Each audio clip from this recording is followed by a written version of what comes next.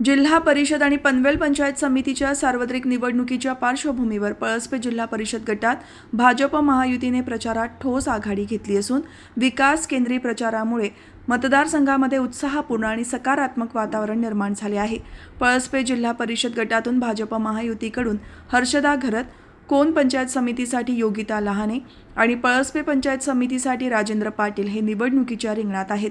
लोकप्रिय आणि कार्यसम्राट आमदार प्रशांत ठाकूर यांच्या प्रमुख उपस्थितीत रविवारी आयोजित करण्यात आलेल्या भव्य बाईक रॅलीला पळसपे गटातील मतदारांनी उत्स्फूर्त आणि उदंड प्रतिसाद दिला।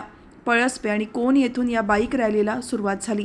ही rally Ganesh Nagar police colony, Adarsh Nagar, Radhe society, Marathi शाळा, बावन बंगला, मानसी पार्क, रिद्धी सिद्धी परिसर, ONGC मार्ग, विसरली गाव, बैठक हॉल, घरकुल क्रमांक 1, राजश्री छत्रपती रक्षक, महालक्ष्मी सोसायटी, मोरिया गार्डन, नीळकंठ शिवकर, उसरली मार्गे कोळखे, डेरवली परिसरात पोहोचली।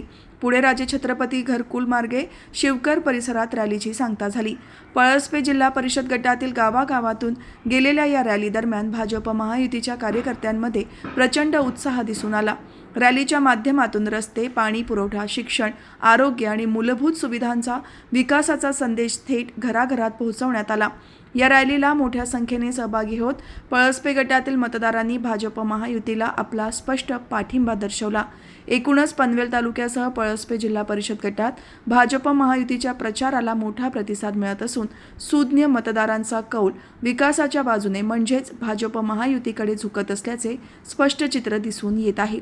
पळसपे जिल्हा परिषद गटात ही निवडणूक आता केवळ राजकीय न राहता विकासासाठी मतदारांनी स्वतःच्या हाती घेतल्याचे वातावरण संपूर्ण परिसरात निर्माण झाले आहे।